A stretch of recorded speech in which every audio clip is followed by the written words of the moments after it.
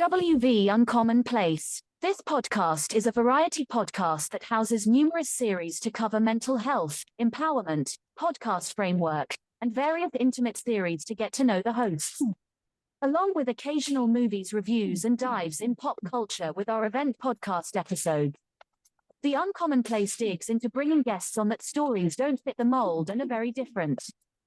WV stands for the great state of West Virginia, and every quarter we cover something in West Virginia. Stacey and myself, JR, are your hosts, so please come along for this venture to our Uncommon Place.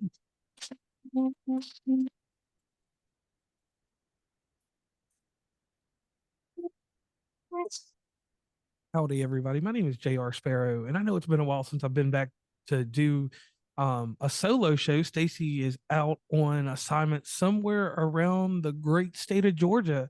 But let's do something real quick, you all. Go back in my childhood, because I know I try not to make it about me when we talk about a show or talk with a guest. But one thing I want to do real fast. Two things that I had to have in life. I had to have self-esteem. But I had to have that reiterated time and time again with confidence. Confidence was something that I had to blindly go out there, like the time that you learned how to swim, the time that you actually did manuscript for the first time. You had to have some type of confidence, and then you took that manuscript, and eventually it went from sentences to writing paragraphs to eventually getting yourself to a level of writing MLA formatted papers for college, for high school. But you had to take confidence and you had to have self-esteem. Both those things go hand in hand. The confidence to bridge yourself over a gap, the confidence to take on adversity, take risks, do things. And as a child, as a teenager, as an adult, we use these things very sparingly once we get comfortable. Once we set a norm, once life gets us, on a pattern, we get a routine as an adult. We take 5 years, we take 8 years, heck, we can even take 10 years. And we move ourselves in a mode that this is how life is. It's a linear expression. There's no way that anything should interrupt our life. Well, our guest today, Tzara Atwater, is here to answer the nostalgic question of who she is. But also, I would like to question you about something, Tzara, real fast, if you don't mind. Sure. Have you ever had one of these Phoenix Rising stories, or something happened to you that took you from being confident and took you down a road that led to peril? Yeah, wow, what a powerful question. Yes, I think most of your listeners will probably resonate as well. There's that moment, there's that turning point in your life where, for me, it was, I like to use this metaphor that I was in this beautiful relationship. Imagine, you're on an aeroplane and you're going to your ideal destination. I'm drinking margaritas, I'm having a great time, I'm looking forward to the destination. And suddenly, we lose cabin pressure. I feel like I'm free falling out of that plane because I walked in on my partner in bed with my best friend. Whoa. And that's when my life imploded. That was my my Phoenix moment, if you like. The world collapsed on me, and I had to pack up my life of 10 years with him and move out within 2 weeks. But that happened quite a while ago, and looking back on it, it needed to happen. It was one of those situations where, whilst I was devastated and I felt so broken, it helped me recognize my own unresourceful patterns. I managed to get a coach at the time. And through that journey, through my own healing and my self-development, I've been able to see how I had lost all of my confidence. My mojo was gone. I had given away so much in that relationship on the belief that I needed to be something, the belief that it was my ideal holiday destination, and it just wasn't. He was on a completely different plane, going to another destination with someone else, and we weren't aligned. And so, that was my pivotal moment where everything changed. My world collapsed and everything changed at that point. All right, so I have a question, but this is a short question. In this instance, looking back, because you can recollect and reflect on everything, was it a lesson learned or a mistake? Ooh, I don't believe that there are real mistakes in life. I believe that we act with good intention, you know. I believe that like the idea there are no failures, there's only feedback. And I loved the analogy that you gave in the beginning about your confidence and writing a manuscript and being able to submit something. The thing I always talk to my clients about is remember when you were learning to walk. When you're a toddler and you're like 2 or 3 years old and you're trying to learn how to walk. And, I don't know how many times you would have fallen over. I know for myself, it was probably thousands of times I've fallen over. But each time I tried to get back up and walk, I'd learn, okay, I've got to put my foot this way, or I've got to put my hip this way, or I've got to, not use my hands. And each time it's an adjustment.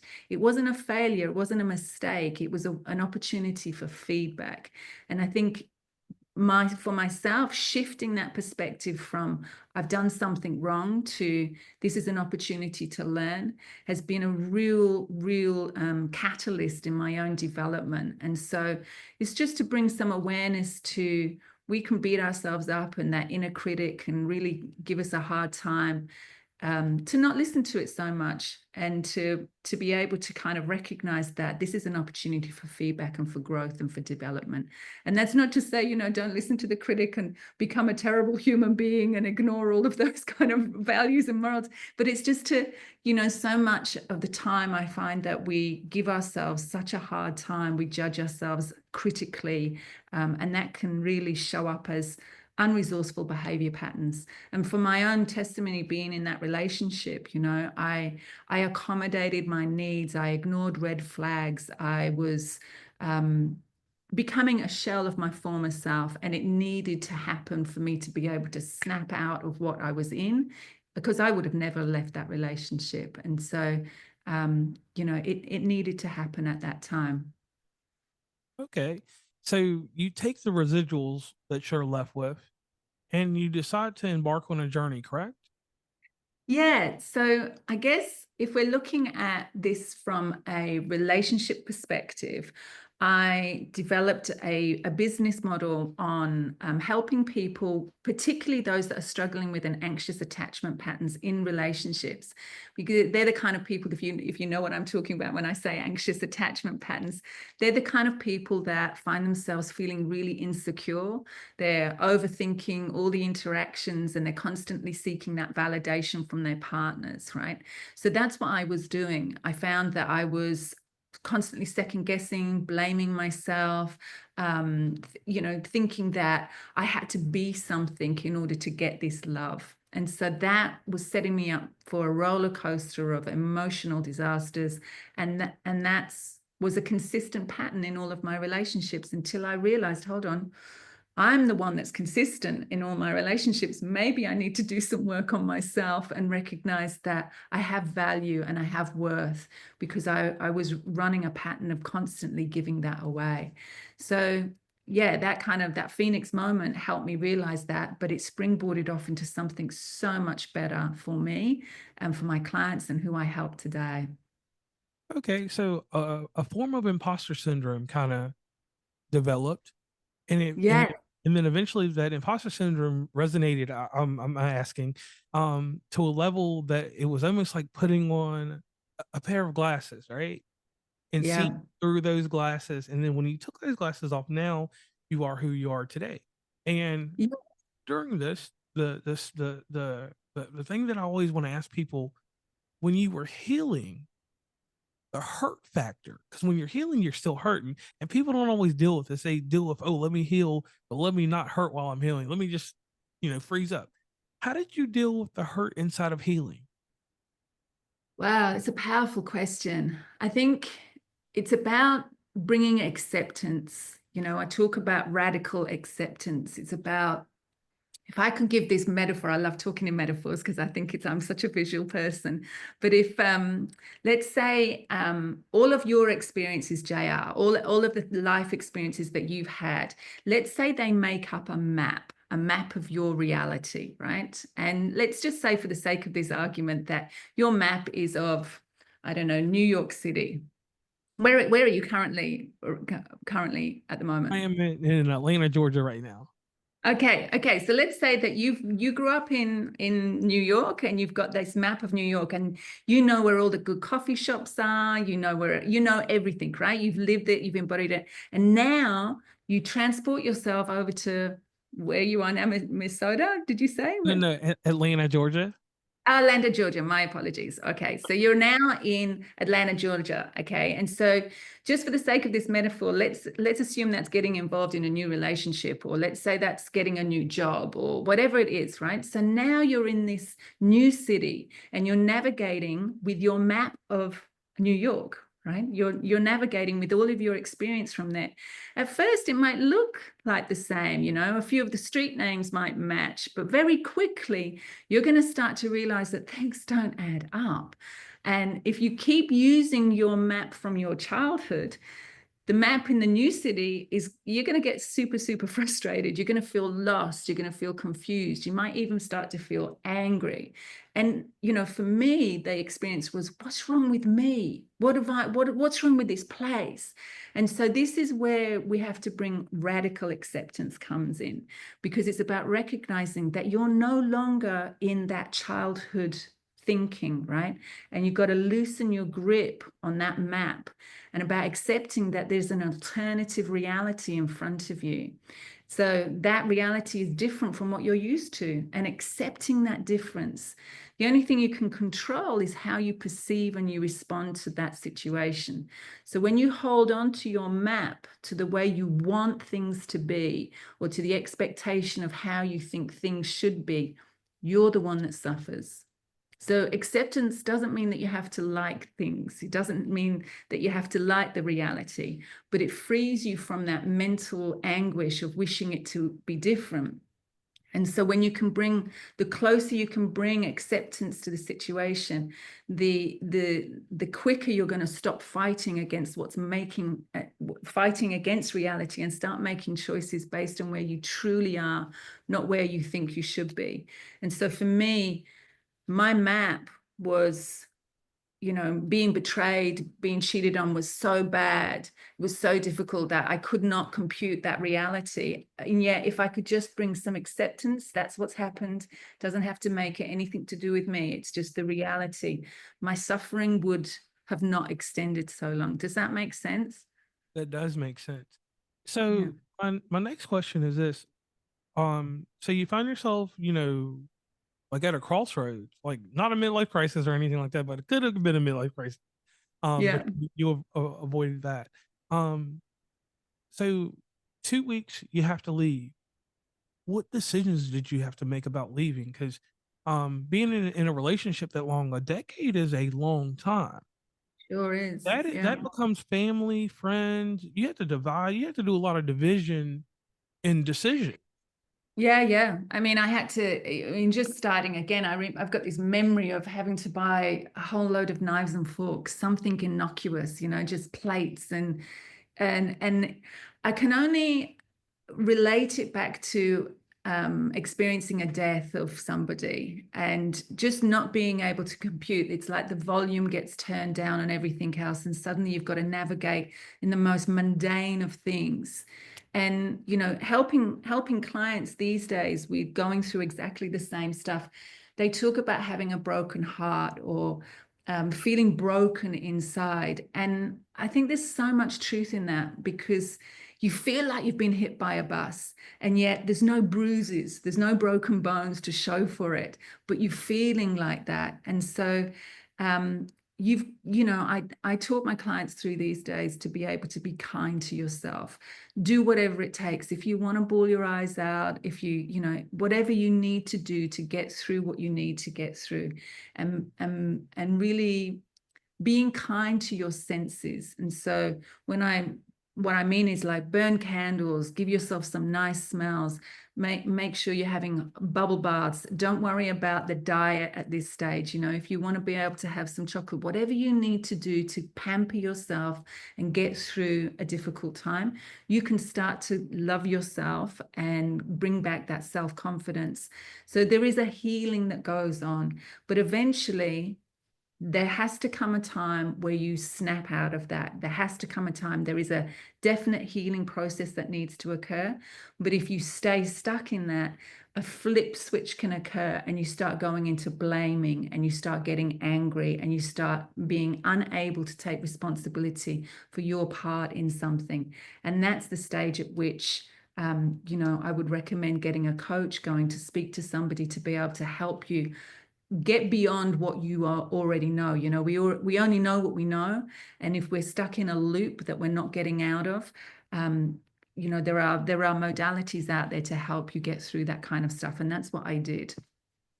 Okay.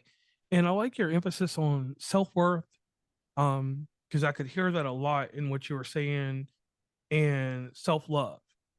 Yes. A lot of, and I understand incorporating the coach, but the self-love and self-worth, I could hear it in what you were saying. Now with your clients, just real quick, how strong of emphasis do you tell them beyond what you just said a moment ago? Like, how deep do you get with it? Is there like a certain type of, you almost set up like a curriculum for them to understand that? Because that's something that I say with self-esteem that a lot of people lose or don't have, because in the years of primary school and intermediate and going higher, some people gather it and some people don't have it or don't get it, or diminishes. And just like, not saying you, but in the case of being in a relationship so long, and I'm married, so I understand, like, to a degree, like, once you're out the field, you get relaxed, you get comfortable, you Yeah. you're like, oh, I've already got the catch. You go out fishing, you got the catch, Right.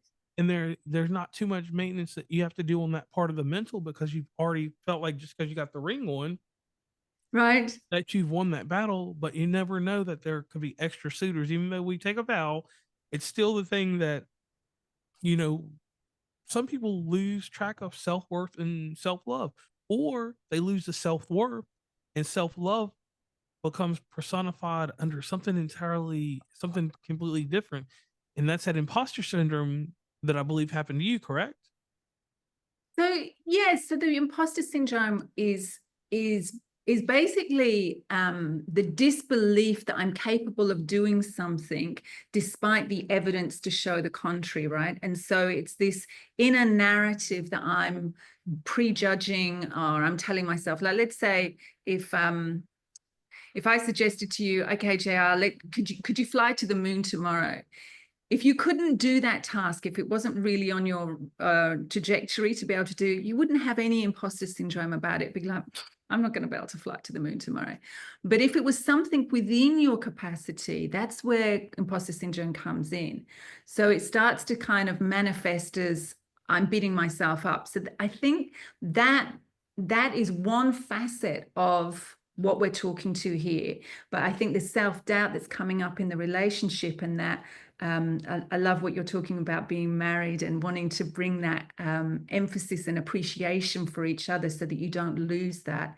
I think the thing that's really striking me from what you're sharing is the relationship with each other. And a lot of the couples that I speak to are starting to feel unseen, or they start to feel unheard. And so it's not necessarily about imposter syndrome in those situations, but about the concern for other. It's about developing that relationship and bringing it back to what we all want to feel loved. We all want to feel appreciated, right? And so giving time and attention. And a lot of times within the relationships, with long-term relationships, work has taken a priority, or the kids have taken a priority. And so the care for self takes a much lower priority. And so that's what I talk to married people about, or people in long-term relationships, to actually make time to give that time to each other. One of the things I suggest is creating a date night. All right. So let's say for the sake of this argument, you're my partner, JR, and I'll say to you, okay, so on the 19th of April, I'm going to take you on a date. All right. You're not allowed to know anything about it. You've just got to book it out in your calendar. This is the date night that we're having. And the only thing that I'm going to tell you is what you can wear. And Ooh. maybe we're going to go on a picnic, or maybe we're going to go hot air ballooning or go-karting, and you're going to need to know whether it's, you know, tracky dacks or a tuxedo. You need to know what you're going to be able to wear for this date, and that's the only thing you know.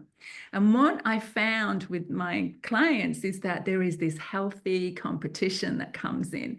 So I've taken you for a hot air balloon, and then you decide, right, next month it's my turn and you've got to book a date with me.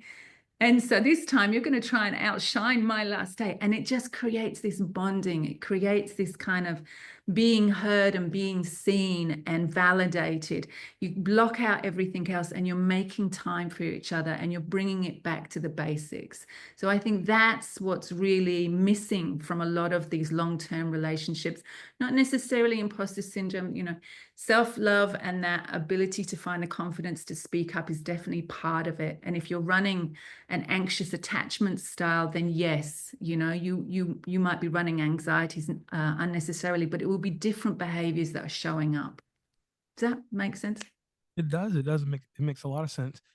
And I guess with you being a confident coach, you have to give people this arm around the shoulder in rationalization, because the mind, as complex as it is, I could see some people, instead of rationalizing, they wouldn't do that. They would take the perspective and they would dig a little deeper into themselves and try to find flaws in their own confidence. So how do you help someone when they dissect themselves? Because I know you've dealt with this. A person like me, for instance, I can make a science to anything I do. Yes. My confidence, I'm going to dissect it. I'm going to tell you, like, this mode and means for what I do, why I do this and that. Yes. But I don't put any confidence behind it because I feel that it's frivolous. And that would be the argument. Frivolous would be the word I use all the time. And Right. how do you counter the frivolous person? Okay, so I guess we are all master meaning makers, right? So what something means to me might not mean the same to you. So just within that, I'm going to ask you, what does frivolous mean to you? When you say frivolous, what do you mean? Irrelevant. It has no return. You're specifically talking about confidence has no return, or what are we talking about here? Right. I'm talking about in some instance, like if I put exude a certain amount of confidence in certain things, and I don't have the success that I'm looking for, not the failure, but if I don't have the success I'm looking for, I will find that to be frivolous. It'll be something that I just toss away. I'm like, hey, I threw away X amount of confidence points because I have points in my life, and Right. and then I would just say, hey, it's frivolous. It means nothing to me. I will go on with life, even though it may be something that gets in my memories museum and pops up later on down the road, or ends up being projected later on down. But not enough about me.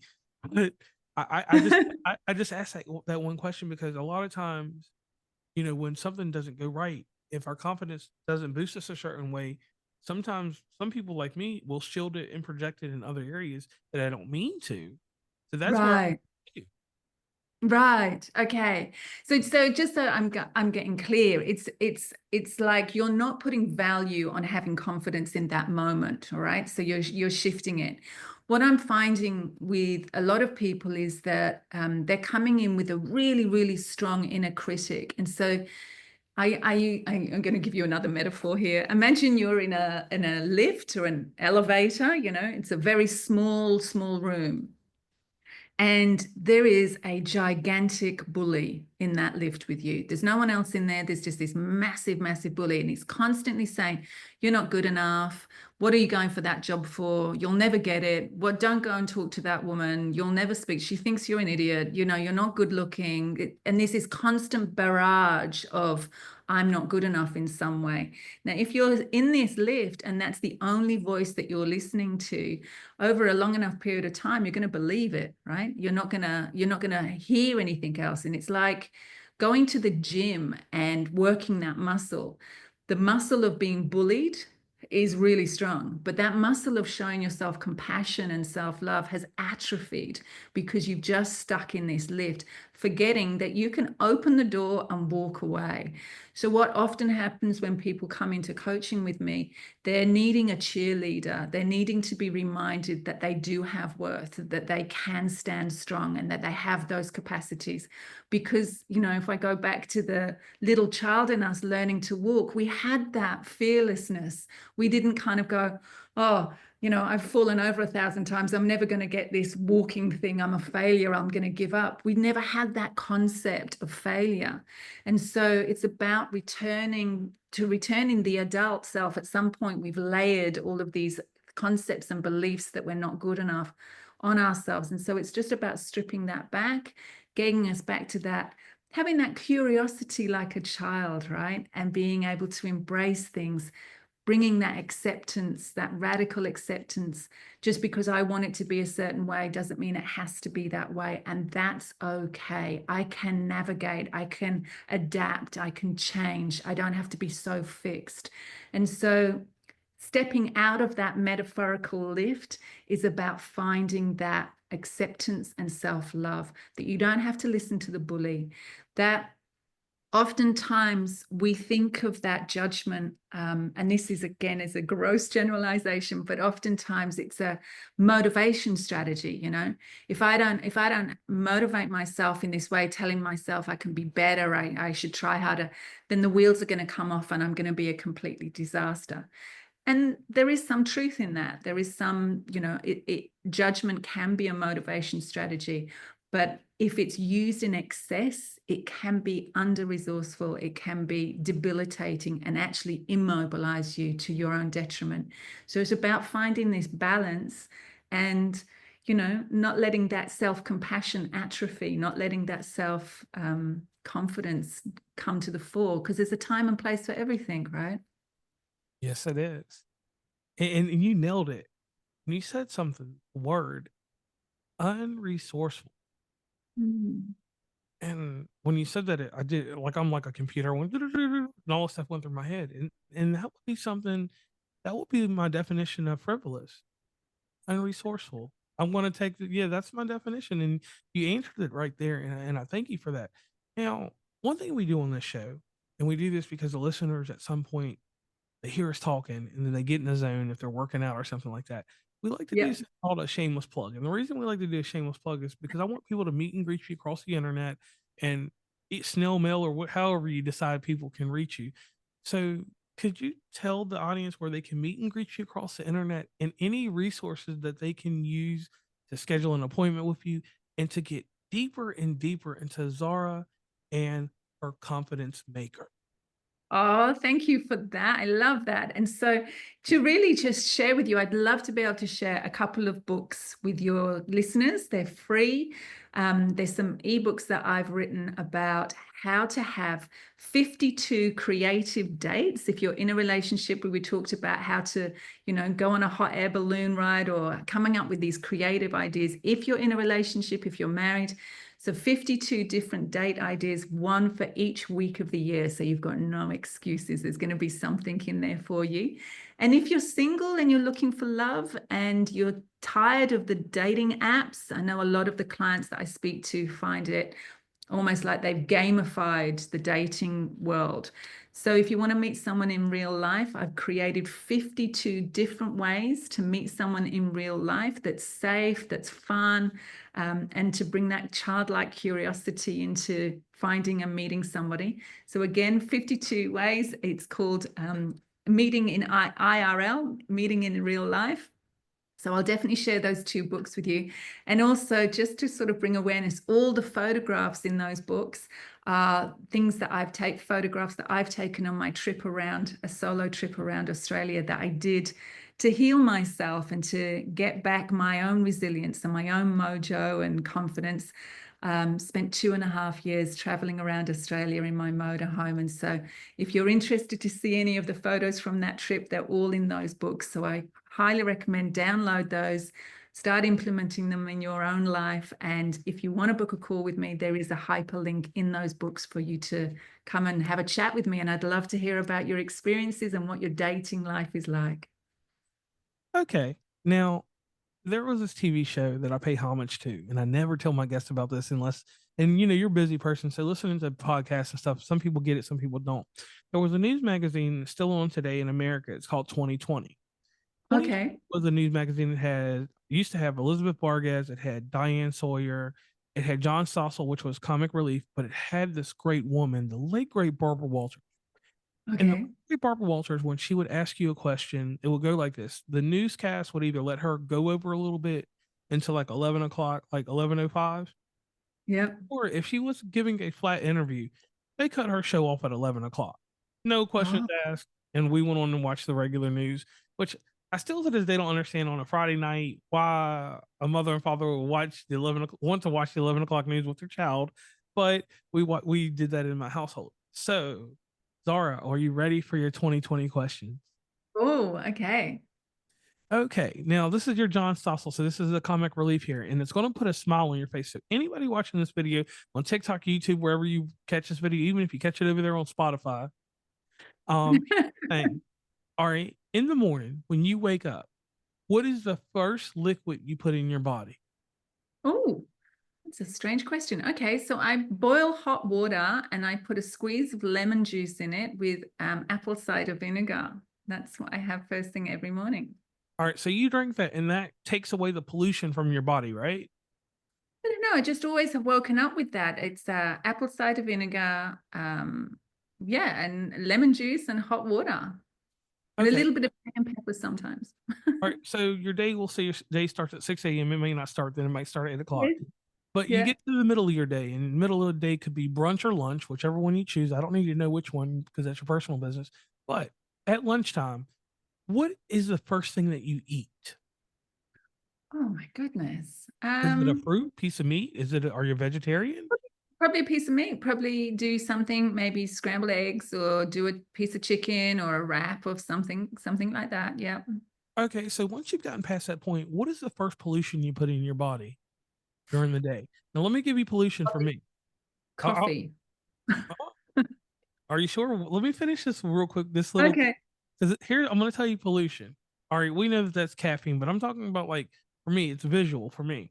I used to watch a show with my grandma called In the Heat of the Night, and it was a Oh, show about Southern cops in the middle of Mississippi or Louisiana somewhere. And yeah. I indulge in this because it's something I watch with her, and now she's long gone and deceased. But it's a memory Oh, that I have, even though it's TV and it does nothing to stimulate my mind. It makes me wonder about crime in the 80s, but none of my business there. But it's something that puts a smile on my face. So, what is the first pollution you put in your body besides coffee?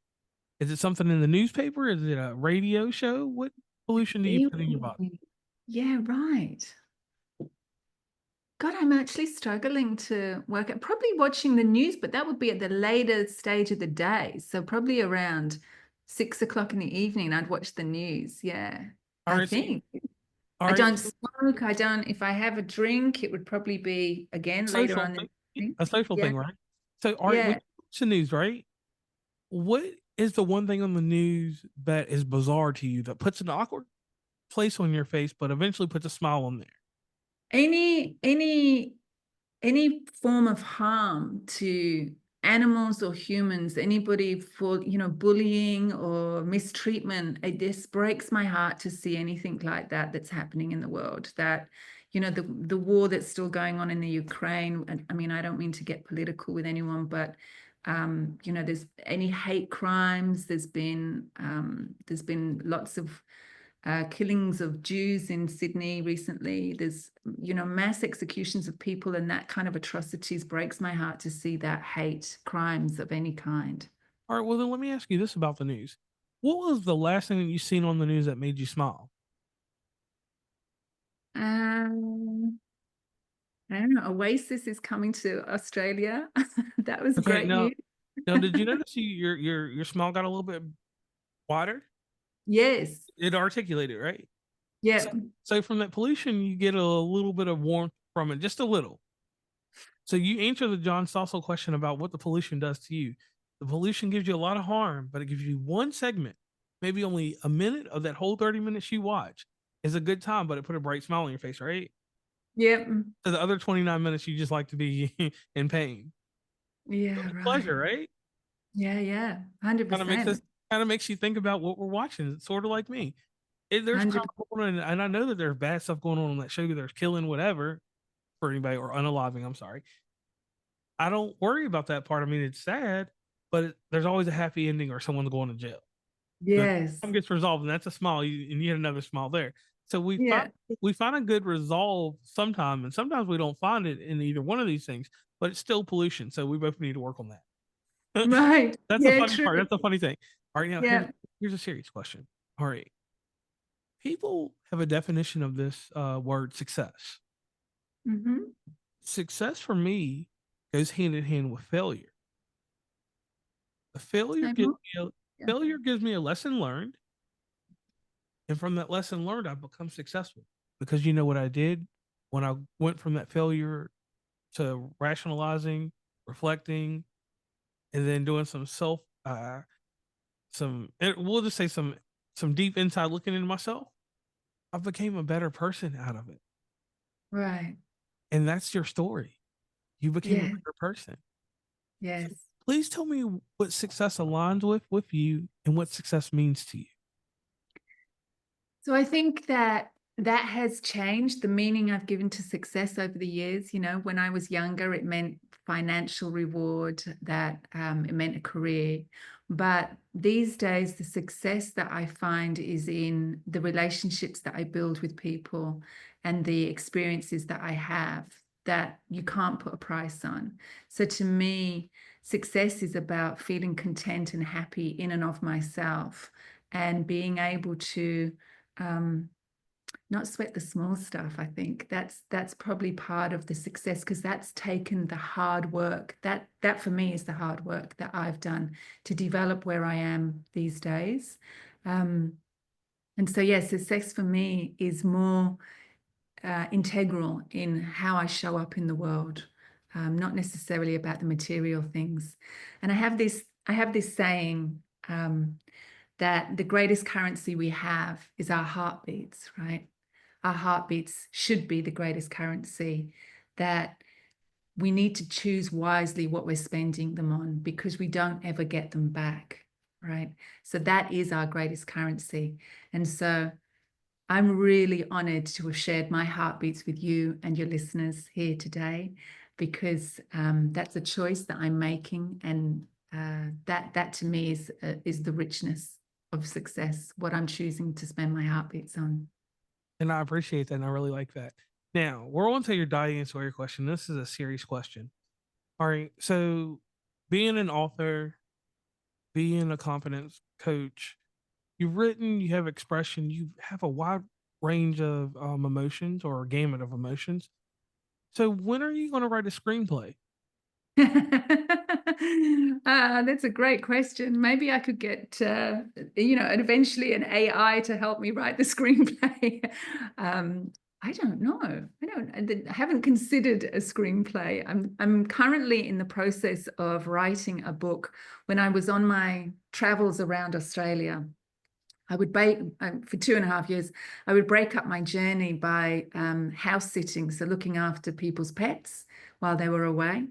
And I'm now writing a book called The Diary of a House Sitter, because there have been some very strange and very interesting experiences looking after different people's pets. So I'm in the process of writing that, but it's not necessarily a screenplay. I don't know if that answers your question. It answers it, because in that 2-year journey that you had in your motorhome, that would make a very influential movie.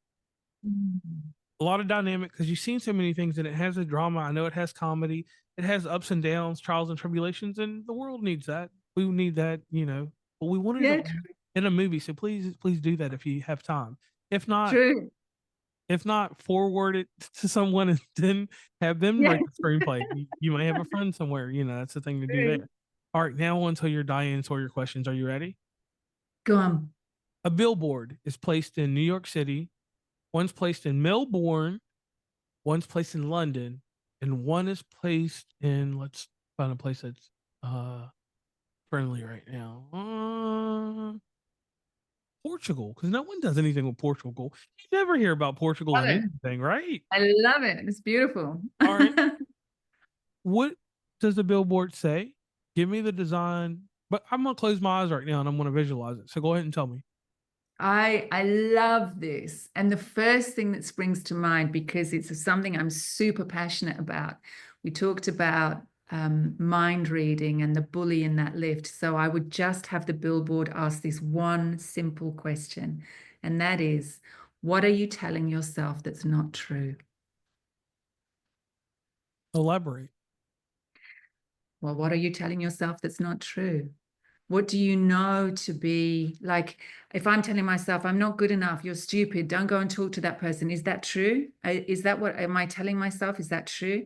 Could I base it on some facts? So let's say your boss says to you, come into my office, I want to speak to you. And you start going, oh, what have I done that's wrong? What did I say in that last project?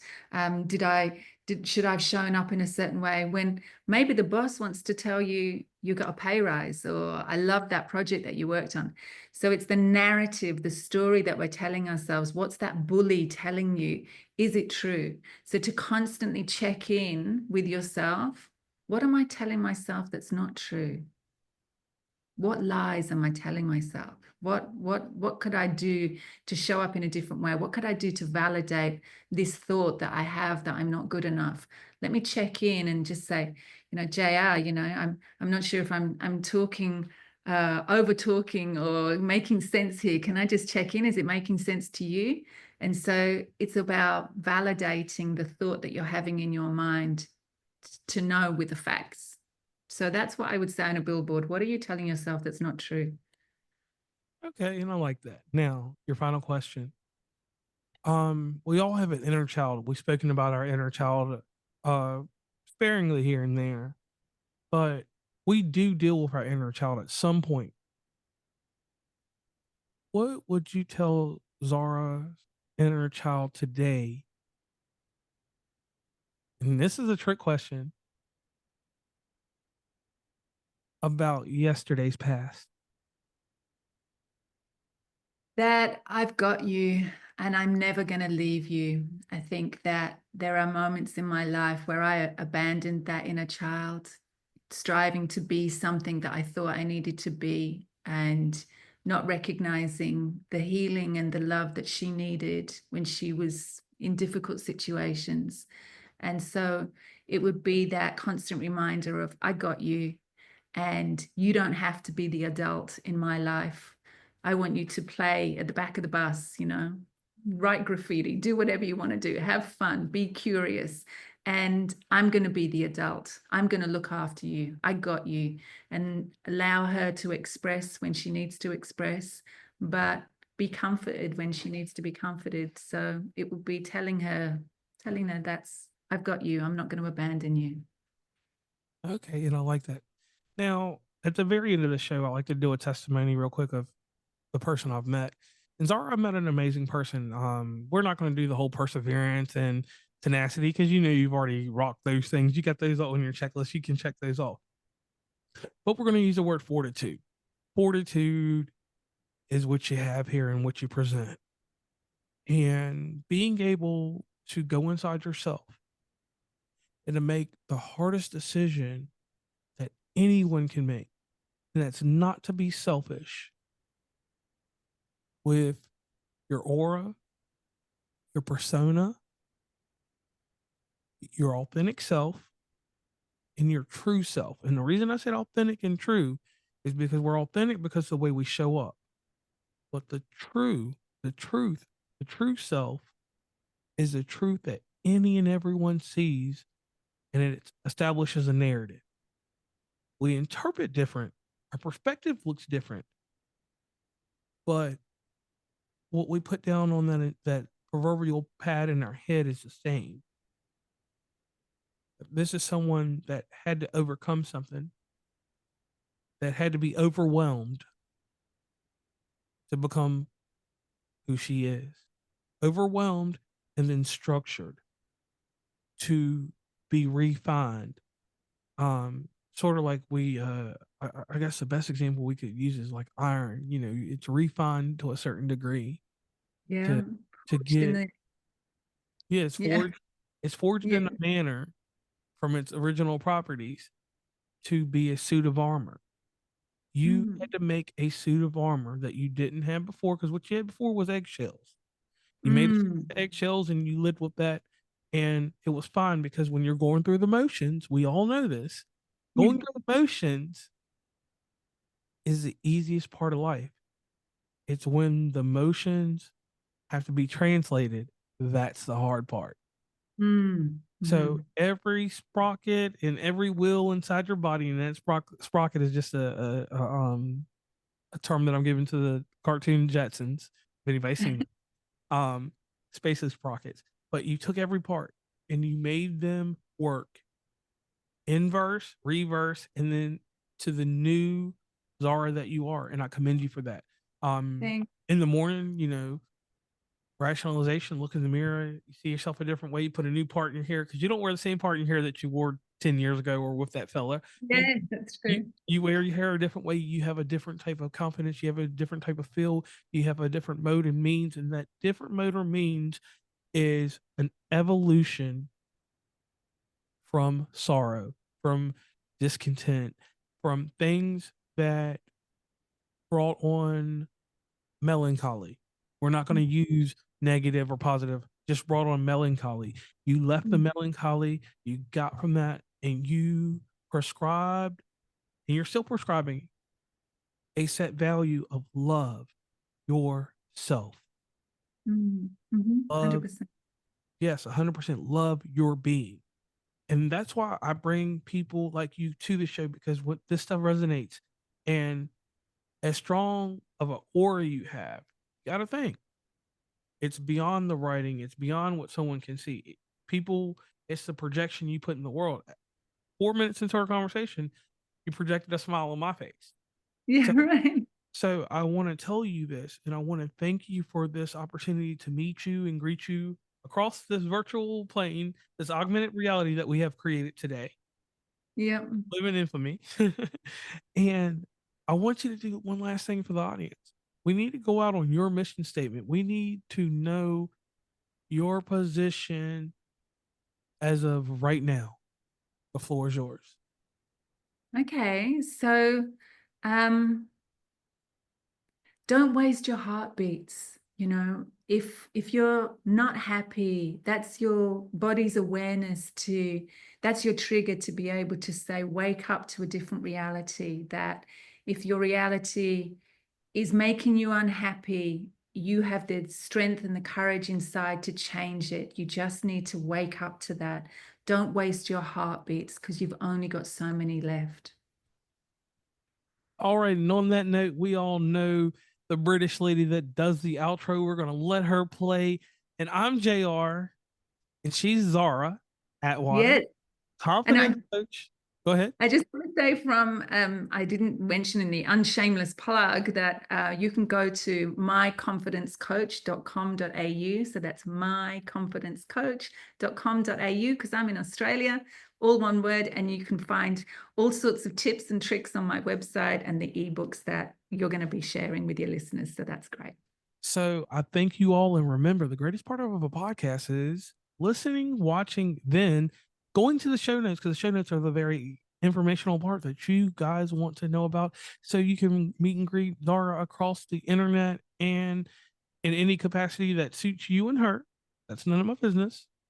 But I just want you all to take this thing and think about this real quick. Confidence. Do you have it, or is it dormant? On that note, I'm JR, she's Tzara, and we're out of here. Please follow WV Uncommonplace on Instagram, Tumblr, Twitter, TikTok, where we have some great content, Facebook, LinkedIn. Hit up the merch store at onecommonplace.square.site. Join the email list from the website, and rate, subscribe, and give feedback from your favorite podcatcher. And lastly, thanks for listening, and tune into the next episode.